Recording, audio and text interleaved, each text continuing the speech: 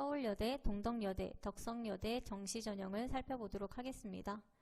우선 서울여자대학교 살펴보도록 할게요. 모집 단위별 모집 인원은 여러분들이 살펴보시면 되고, 서울여자대학교는 가, 나, 다군에서 모집을 합니다.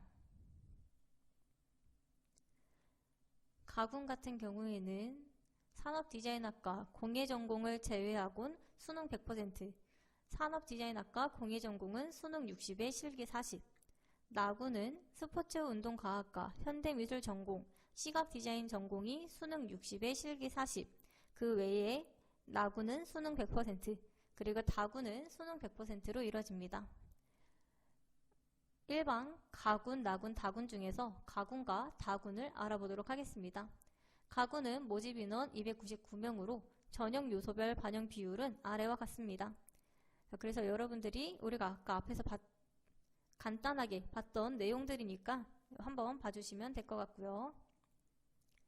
선발 방법을 보자면 산업디자인학과 공예전공을 제외한 나머지 모집 단위는 반영 영역의 100분위를 합산하여 총점 순으로 선발을 하고, 산업디자인학과 공예전공은 모집 단위별 전 지원자를 대상으로 실기고사 실시 후 전형 요소의 총점 순으로 선발을 합니다.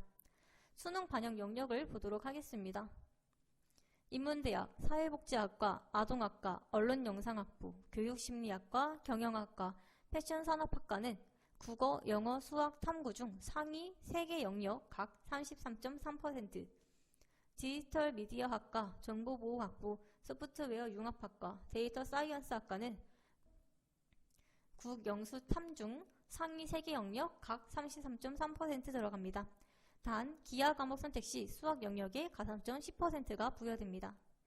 식품공학과, 식품영양학과는 국, 영수, 탐구 중 상위 3개 영역 각 33.3%, 단, 과학 과목 선택 시 과학 영역에 가산점 10% 들어갑니다. 산업디자인학과, 공예전공은 국, 영수, 탐 중 상위 2개 영역 각 50%씩 들어갑니다. 한국사랑 영어는 한번 보시면 되고요. 다군은 238명을 모집하게 됩니다. 전형 요소별 반영 비율을 보자면 수능 100% 들어간다고 우리 아까 앞에서 봤었죠. 선발 방법은 반영 영역의 100분위를 합산하여 총점 순으로 선발합니다. 수능 반영 영역 여러분들이 한번 봐주시면 되고요. 우리는 합격 후기 2개 보고 넘어가도록 하겠습니다. 행정학과에 최초 합한 학생의 경우입니다. 재수하긴 했지만 수포자여서 4년제는 꿈도 못 꾸고 전문대를 생각했다고 합니다. 우연히 이 학교가 새 과목 반영이라 쓰게 되었는데 공부는 수능 특강이랑 EBS 모의고사를 위주로 했다고 합니다. 영어를 너무 못해서 4차 추합 이상 갈 줄 알았는데 운이 좋아서 재추합을 한 것 같다고 하네요. 여러분도 필요한 과목이 무엇인지 파악하고 집중하는 것이 중요하다고 전달해주고 싶답니다. 그 다음 문헌정보학과 최초 합한 학생의 경우입니다. 이런 말하기야 부끄럽지만 재수, 삼수 공부 하나도 안 했다고 합니다. 사수 때 공부를 좀 해서 국어만 잘 나오고 한국사는 원래 꾸준히 했던 과목이라 잘 나왔고 수학을 더 열심히 하지 않은 것이 후회가 된다고 합니다. 또한 영어 시험을 칠 때 굉장히 떨렸으므로 긴장하지 않기 위해 익숙해져야 한다고 하네요. 동덕여자대학교 보도록 하겠습니다. 모집 단위별 모집 인원 여러분들이 살펴보시면 되고요. 전년 대비 전형 요소 반영 비율이 변경되었습니다. 동덕여제는 나 다군에서 선발을 하는데 나군은 인문, 자연과학, 공연예술대학에, 다군에서는 사회과학, 정보학부, 예술, 디자인대학, 문학지식융합대학, 미래인재융합대학의 학생을 모집합니다. 수능 일반 학생 전형 나군과 다군을 살펴보도록 하겠습니다. 나군 201명, 다군 280명으로 전형 요소는 수능 100%입니다. 수능 반영 영역별 비율 및 점수는 여러분들이 한번 살펴봐 주시면 되고요. 수학 영역 미적분 또는 기하 선택 시 100분위 10% 가산점을 주는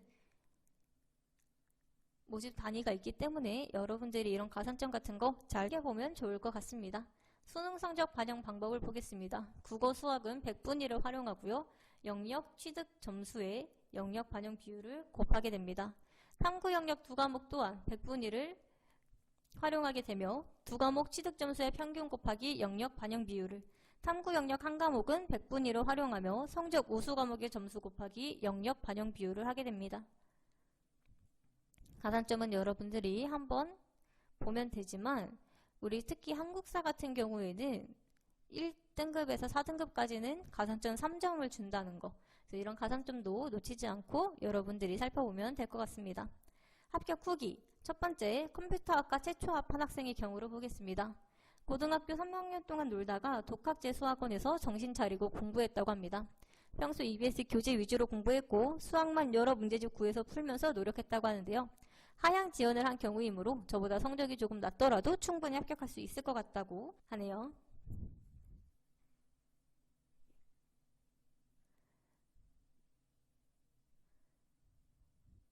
응용화학과 최초합한 학생의 경우는 입결이 많이 떨어져서 그런지 최초합을 한 것 같다고 합니다. 1년 동안 물론 공부를 했지만 후회가 많이 남기에 끝까지 열심히 하는 것이 굉장히 중요하고 중간에 쉬어가는 것 없이 일단은 앞만 보고 달리는 것이 중요하다고 하네요.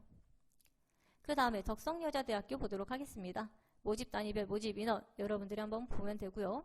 전년 대비 주요 변경사항 모집 인원에서 변경이 나타났으며 모집 단위 신설 그리고 대학 수학 능력시험 반영 영역 및 반영 비율이 변경되었습니다.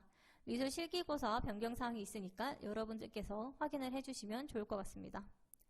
덕성여대는 가나군에서 선발을 하는데 가군, 나군 수능 100% 전형입니다. 그래서 수능 일반 전형 가군, 나군을 보자면 가군 185명, 나군 268명을 모집하게 되고요. 전형 요소 및 전형 방법을 보자면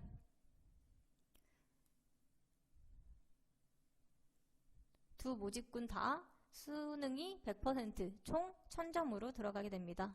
수능 반영 영역 및 반영 비율, 반영 방법을 보자면 가군 같은 경우에는 과학기술대학, 약학대학, 미래인재대학, 가상현실융합학과, 데이터 사이언스학과는 수능 100%이며 체육전형 과학기술대학은 수능 40에 학생부 교과 30, 실기고사 30이 들어갑니다.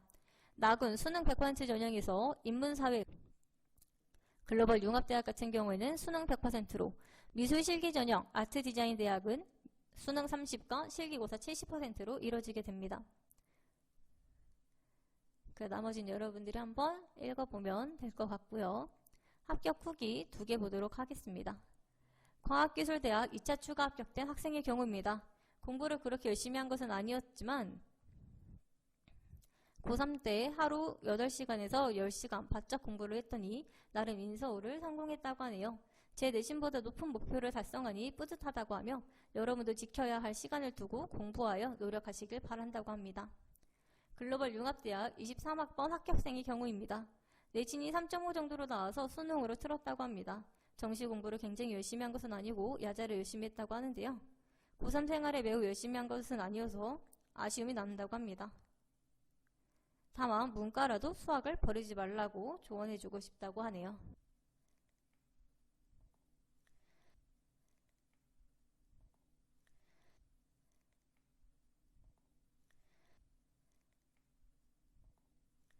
자, 이것으로 서울여대, 동덕여대, 덕성여대의 2024학년도 정시전형을 살펴보았습니다.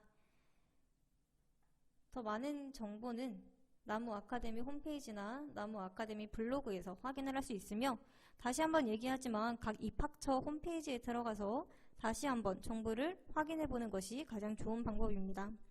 뒤에 나오는 구독 버튼을 눌러주시면 더 빠르게 정보를 받아보실 수 있습니다. 자, 그렇다면 우리는 다음 정시 전형에서 보도록 할게요.